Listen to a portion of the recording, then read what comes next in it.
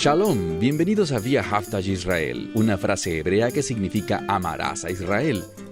Esperamos que se queden con nosotros durante los próximos 30 minutos, ya que nuestro maestro, el Dr. Baruch, nos compartirá una enseñanza expositiva de la Biblia. El Dr. Baruch es profesor titular del Instituto Zera Abraham con sede en Israel. Aunque todos los cursos del instituto se imparten en hebreo, el Dr. Baruch se complace en compartir este video semanal en inglés con doblaje al español. Para más información, por favor, visítenos en amarazaisrael.org. Aquí está Baruch y la lección de hoy.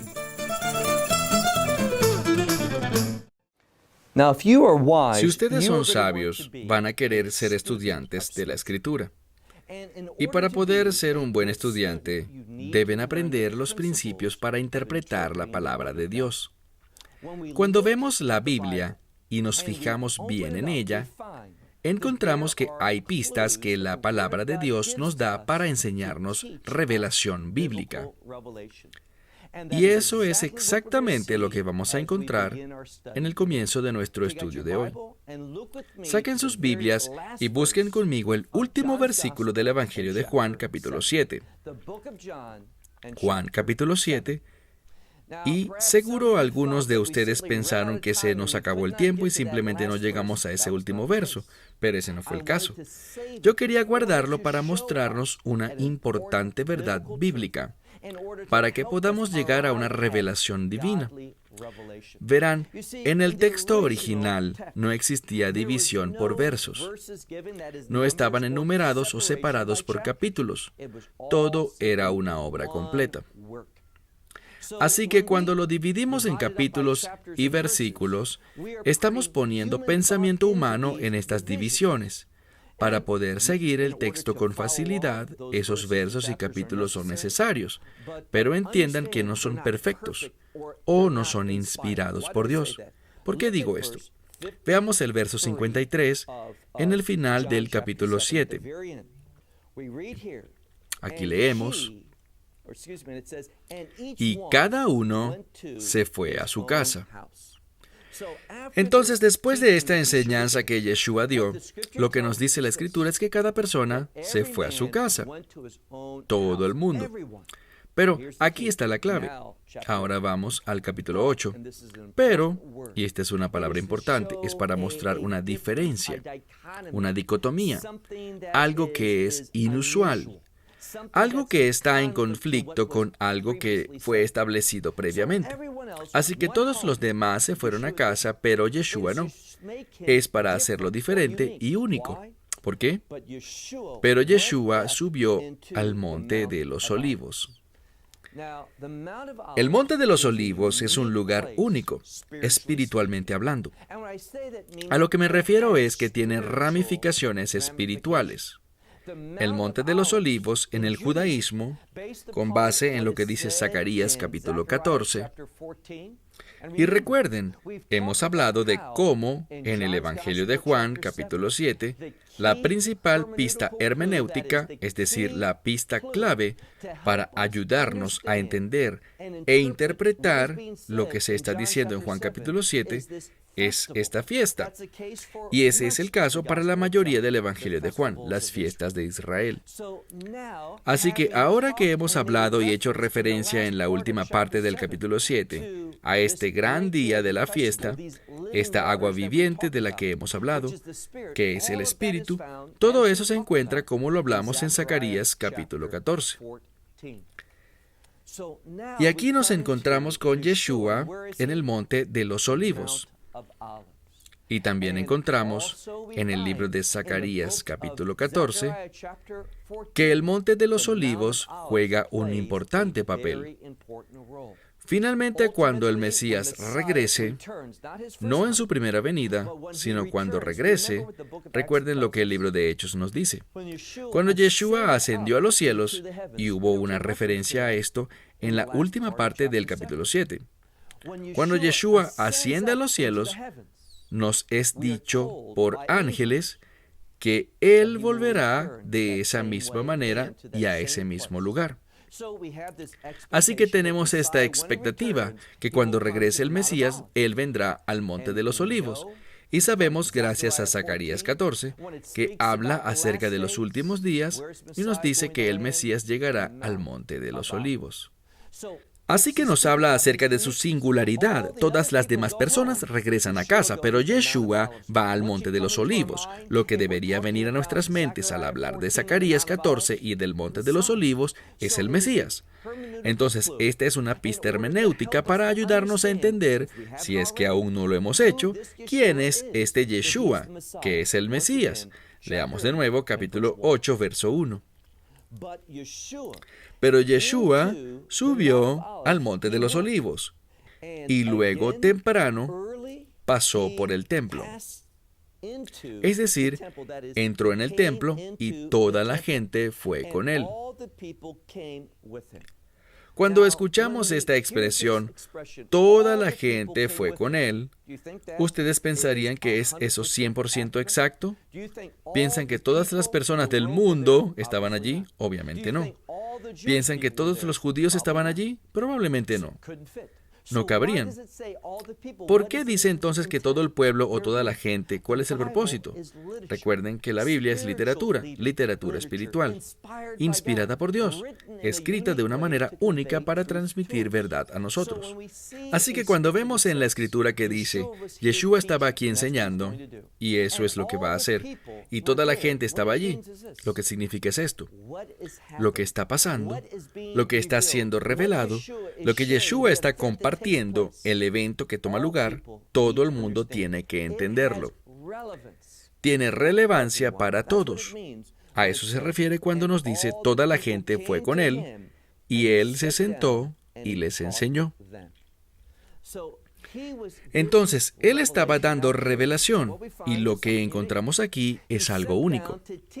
Él se sentó para enseñarles. Si ustedes cierran sus Biblias y yo les pregunto, ¿qué fue lo que Yeshua enseñó? No habría respuesta, porque no lo sabemos, porque algo interrumpió su enseñanza. ¿Y quiénes fueron los que interrumpieron? Los líderes. Encontramos que los fariseos y los escribas vinieron a interrumpir su enseñanza. Esto es lo que podemos concluir. Ya vimos cómo los líderes, ellos no eran capaces de discernir, ellos no podían percibir, ellos no entendían la revelación del Mesías. Ellos constantemente fallaban en tomarla en su sentido correcto. Y sabemos que una de las razones es que ellos no estaban muy interesados. Ellos tenían una motivación diferente. Ellos tenían motivos ocultos. ¿Cuáles eran? Vean en el versículo 3, esta segunda palabra en el texto es la palabra griega dei. La palabra griega dei nunca aparece primero, sino en segundo lugar en la frase de inicio de un verso, si es que es usada. Y es para mostrar un conflicto, para mostrar algo que está opuesto. Yeshua fue a este lugar con el propósito de enseñar. Él se sentó y comenzó a enseñar. Pero en conflicto a esto, en oposición a esto, encontramos que tanto los escribas como los fariseos trajeron ante él una mujer. Ahora nosotros hemos aprendido algo. Hemos aprendido que cuando una mujer es el centro de atención de un pasaje en particular, algo debería venir a nuestras mentes. Esto cambia el contexto a uno de redención. Y veremos unas verdades con respecto a la redención en esta primera parte de Juan capítulo 8. Así que recuerden, él está sentado, él está enseñando, no tenemos ninguna revelación, porque los líderes vienen, los escribas y los fariseos. ¿Quiénes eran estos dos grupos de personas? Hemos hablado de ellos anteriormente, pero hagamos un pequeño resumen. Los escribas eran los mejores intérpretes de la Biblia. Ellos entendían el contenido de la Escritura y ellos sabían las principales interpretaciones a lo largo de la Biblia. Los fariseos también eran expertos, pero no eran tan expertos en la totalidad de la Biblia. No, los fariseos eran expertos en halajá, que es una palabra hebrea que significa ley judía. Ellos eran expertos en saber la ley del judaísmo. Y la mayoría de esta ley, aunque tenía una conexión con los mandamientos, la mayoría estaba basada en las tradiciones de los ancianos. Entonces, estos dos grupos de personas, los escribas y los fariseos, muchos de ellos se sentaban en el Sanedrín. Ellos eran un grupo importante de personas y a menudo no se podía llegar a un acuerdo entre ellos. Pero vinieron juntos a este lugar, en esta ocasión, para un propósito en común, un propósito que veremos en un momento. Una vez más, versículo 3. Pero los escribas y los fariseos trajeron ante él una mujer que había sido atrapada en adulterio. La intención aquí es que esta mujer, y esto lo veremos en términos muy claros en un momento, ella fue atrapada en el mismo acto de cometer adulterio y fue tomada en un instante y llevada inmediatamente a Yeshua. Y ahora, ¿dónde se encuentra Yeshua? Aquí encontramos que él está enseñando. Y ellos vienen trayendo esta situación delante de él. Ellos dicen, vean de nuevo, esta mujer fue sorprendida en adulterio y llevada ante él, la pusieron en medio de toda esta gente y le dijeron, Maestro. Este era un término de lisonja, es decir, ellos no tenían nada más que conflicto con él. Ellos son los mismos que dijeron, tú tienes un demonio, no estás hablando la verdad. Y ahora están tratando de desacreditarlo en frente del pueblo. Y a ellos no les interesa más nada sino ese objetivo. Ellos no están interesados en la condición espiritual de esa mujer. Ellos no están interesados en la verdadera ley. ¿Por qué? Bueno, recordemos lo que nos dice la Escritura. Ella fue sorprendida en adulterio.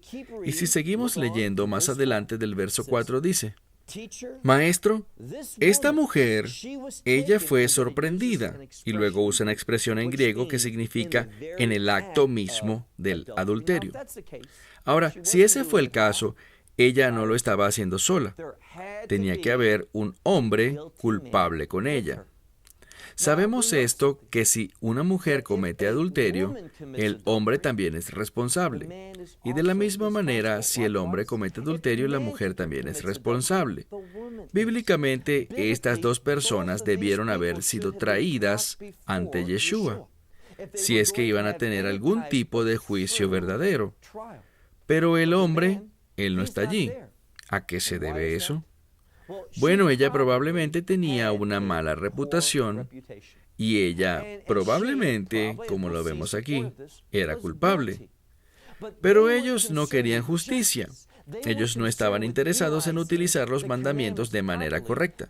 Ellos solamente escogían a su gusto de aquí y de allá para que sirviera a sus propósitos. ¿Cuál era su propósito? En este momento era desacreditar a Yeshua como maestro. Así que le dijeron, Maestro, esta mujer fue sorprendida en el acto mismo de adulterio. Verso 5. Y en la ley, Moisés nos ordenó lapidar o apedrear a mujeres como esta. Ahora, esto no es completamente cierto. La ley no dice apedrear a las mujeres, sino apedrear a aquellos que son culpables de ese acto. Pero lo deja muy claro aquí en la frase que usa, como si solamente se refiriera a las mujeres. Ahora, esto nos deja ver algo que está en contra con los principios, los planes y el carácter del reino. A ellos no les preocupa el hombre, que también es responsable, pero no tienen problemas al usar a esta mujer y avergonzarla públicamente, sin avergonzar al hombre, y usarla a ella para sus propósitos. Eso solo es para mostrar esto, que cuando alguien no tiene mentalidad de reino, cuando alguien no está caminando en la verdad bíblica, esa persona va a tener una actitud opresiva y vergonzosa hacia las mujeres. No quiero irme por la tangente por mucho tiempo, pero si ustedes se toman el tiempo y ven otras culturas, por ejemplo el Islam, y cómo ellos tratan y las cosas que dicen y cómo se comportan hacia las mujeres, es deshonroso. No solo es deshonroso, es perverso, algo proveniente de las profundidades del infierno. Pero cuando vemos en la Escritura, ya sea que estemos hablando del Antiguo Testamento, pero especialmente en el Nuevo Testamento, vemos que el Nuevo Testamento elevó a las mujeres. Ahora, ¿acaso esto significa que las mujeres deberían ser maestros por encima de los hombres en la casa de Dios? Absolutamente no. Los hombres son los líderes espirituales, pero al ser líderes espirituales estamos llamados a levantar a la mujer, a tratarlas como vasijas más preciosas. Tenemos la responsabilidad de estar dispuestos a dar nuestras vidas por nuestras esposas. Entonces, lo que vemos aquí es completamente opuesto a ese carácter y no podemos ignorar eso. Una vez más, ellos dicen, Moisés, él nos mandó en la ley que las mujeres como esta deberían ser apedreadas. Y aquí viene la gran pregunta. ¿Qué dices tú? Ahora, este es el problema. ¿Por qué ellos pensarían que Yeshua diría algo contrario a la Torá? ¿Qué es lo que realmente está ocurriendo aquí? Bueno, en la mayor parte, toda esta lapidación de personas raramente se hacía. Encontramos hoy en día en el judaísmo que ellos no practican la ley de esa manera. Si preguntan, ¿ustedes guardan la ley? ¿O sí? Bueno, esta mujer ha cometido adulterio con este hombre. ¿Qué debemos hacer? ¿Los van a lapidar? No. Así que incluso en esta época, esa no era la conducta normal. Había tolerancia, pero ahora ellos iban por toda la fuerza de la Torá para hacer que Yeshua diga si sigue la ley o no. Todo esto tenía un solo propósito. Leamos una vez más. Ellos hicieron la pregunta, ¿qué dices tú ante esto? Verso 6. Puesto que esto decían con el fin de ponerle a prueba. Y realmente esta frase poner a prueba significa en nuestro idioma para atraparlo, para así tener algo de que acusarlo. Eso es lo que querían. Ellos no estaban preocupados por la violación de la ley, el adulterio. Ellos no estaban buscando justicia. No, ellos solamente querían una sola cosa, y eso era tener algo para poder acusarlo, desacreditarlo y decir, él no es alguien a quien deben estar escuchando, no es alguien que representa la verdad de Dios. Verso 6. Segunda parte. Aquí debemos ser muy cuidadosos. Este es un gran pasaje de la Escritura porque nos enseña cómo interpretar la palabra de Dios. Lo que vamos a encontrar aquí, por favor, vean conmigo en el verso 6. En la mitad del versículo encontramos esto. Pero Yeshua se agachó y con su dedo escribió en el suelo, sin prestar atención, o pudiéramos decir ocupado en otra cosa. Mientras me estaba preparando para este mensaje, busqué lo que las personas han dicho en comentarios bíblicos y es increíble cuántas personas comentaron acerca de él escribiendo en el suelo. Eso es importante, eso contiene revelación para nosotros. Pero este es el problema. Lo que la mayoría de las personas escribieron fueron suposiciones de lo que quizás él pudo haber escrito.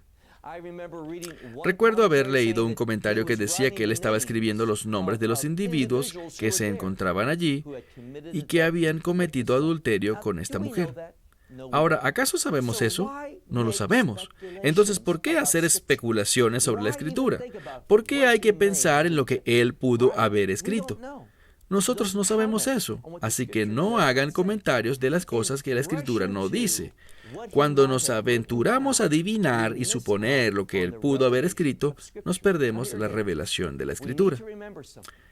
Tenemos que recordar que en el Evangelio de Juan, especialmente en esta sección, en el capítulo 7 y ahora en el capítulo 8, Juan está tratando de darnos un ejemplo, una prueba, una ocurrencia tras otra, mostrando la identidad del Mesías.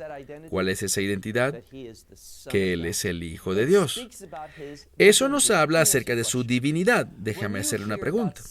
Cuando escuchas de alguien escribiendo con su dedo en el suelo, ¿en quién piensas? Bueno, si tienes un buen entendimiento del Antiguo Testamento y de la Torá, en el libro del Éxodo, encontramos que los mandamientos de Dios, esos Lujot Habret, es decir, las tablas del pacto, en las que los 10 mandamientos fueron escritos, el Aser Hadibrot, esas cosas fueron finalmente escritas con el dedo de Dios. Entonces, ¿qué significa esto cuando Yeshua se inclina y escribe en el suelo?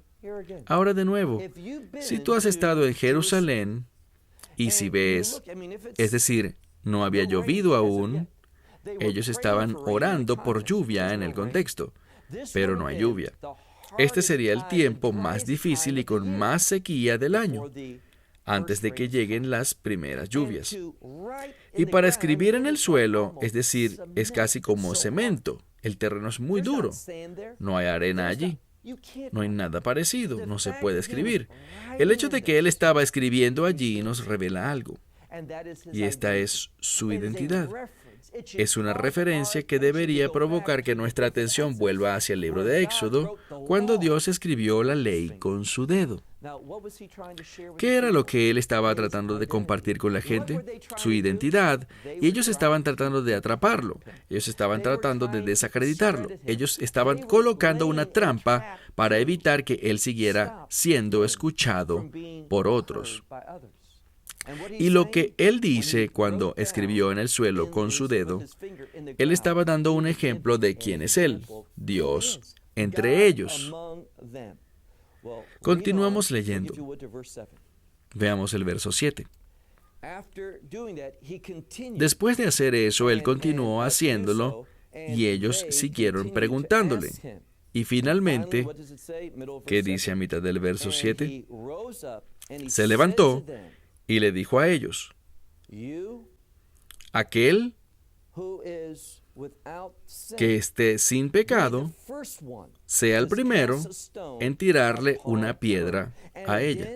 Y de nuevo se inclinó y escribió en el suelo.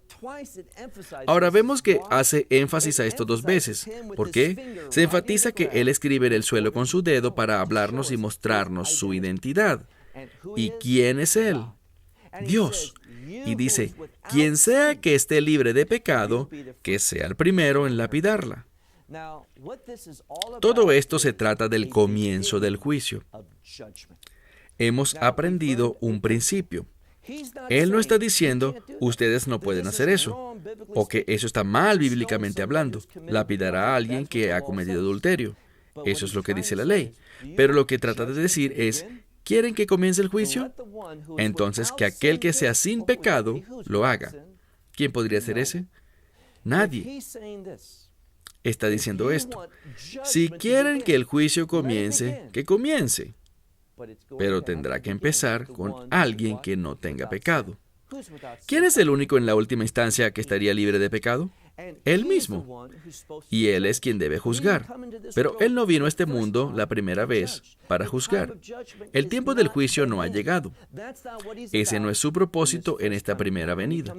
Cuando vuelva, sí va a hacer eso. Veamos nuevamente, dice aquí, aquel de ustedes que esté sin pecado, sea el primero en lanzar piedras a ella. Y de nuevo se inclinó y escribió en el suelo. Verso 9. Y aquellos que escucharon, por su conciencia fueron convencidos, y se fueron, comenzando por el mayor de ellos, hasta el último. Y Yeshua quedó solo, y la mujer estaba frente a él de pie. Y Yeshua levantó la mirada y no vio a nadie excepto a esta mujer. Y le dijo a ella, esto es interesante, cuando habló con esta mujer hubo un cambio. El artículo definido es usado. No dice mujer, dice la mujer. ¿Por qué es esto importante? Bueno, algunos eruditos correctamente señalan que lo que tenemos aquí, y el propósito cuando él dice la mujer, ¿en qué parte encontramos eso en la Escritura? Es en relación a Java, es decir, a Eva, en la Biblia. Recuerden que encontramos que Adán dice, esta mujer que me diste. Ese es el artículo definido. De la misma manera, Yeshua nos dice algo. Él está tratando con el pecado original. Para eso vino a este mundo. Él vino para tratar con eso y para removerlo por su salvación, su obra de salvación. Entonces veamos nuevamente. Yeshua quedó a solas con esta mujer y le dice, ¿dónde están ellos, tus acusadores? ¿Nadie te ha acusado? Y la mujer dice, nadie, Señor. Y esto es importante, porque esa palabra es una palabra de reconocimiento. Ella está identificando, ella está confesando que ella lo acepta como Señor. Ella está dispuesta a sufrir, cualquiera sea el resultado, con base en su autoridad como Señor. ¿Y qué es lo que él dice? Y Yeshua le dice a ella, yo tampoco te condeno. ¿Por qué? La respuesta es muy sencilla. La primera vez que Él vino a este mundo, Él no vino para condenar al mundo, sino para redimir al mundo. Y por eso es que este concepto de redención se encuentra aquí. ¿Por qué debemos hablar de la redención? La respuesta es muy simple, porque la mujer se volvió el centro del texto bíblico. Él le dice, ¿no queda nadie que te condene? Y ella dice, ninguno, Señor. Y Yeshua le responde, tampoco yo te condeno. Pero no cometan el error de pensar que a Él no le importa el pecado. ¿Por qué? Vean, dice al final del versículo 11, ve y no peques más. De ninguna manera Él está aprobando la conducta pecaminosa. Él dice, corta con eso, no lo hagas más. Pero yo no he venido para traer la condenación al mundo. Yo no estoy aquí para juzgarlo en este momento, sino que he venido a traer convicción de pecado a la gente. Cuando ella le dice, Señor, ella reconoció. Ella no le dijo a Él cuando Él le preguntó, ¿no hay nadie aquí que te condene? Ella no dijo, yo no debería ser condenada, soy inocente. Ella no lo negó, simplemente dijo, no hay nadie aquí que me condene. Y Yeshua nos dice que no vino al mundo para traer juicio sobre aquellos culpables de pecado. No, Él vino al mundo para poder recibir el juicio de ese pecado, para que nosotros podamos ser salvados, podamos ser redimidos. ¿Cuál es el propósito de la redención? Bueno, siempre la redención nos va a llevar a intimidad con Dios, y es exactamente así como termina este pasaje. Con esta mujer y Yeshua solos, cuando Él dio el ejemplo de su perdón, y ella demostró su compromiso al llamarlo Señor. Bueno, una vez más, se me acabó el tiempo. Hasta la próxima semana. Esperamos que te hayas beneficiado del mensaje de hoy y lo compartas con otros. Por favor, haz planes para unirte a nosotros cada semana en este momento y en este canal para otra transmisión de amarazaisrael.org. Nuevamente, para obtener más información sobre nosotros, visita nuestra web amarazaisrael.org, donde encontrarás muchas otras conferencias de Baruch en formato de video. Hasta la próxima semana. Que el Señor te bendiga en Yeshua HaMashiach, Jesús el Mesías, mientras caminas con Él. Shalom desde Israel.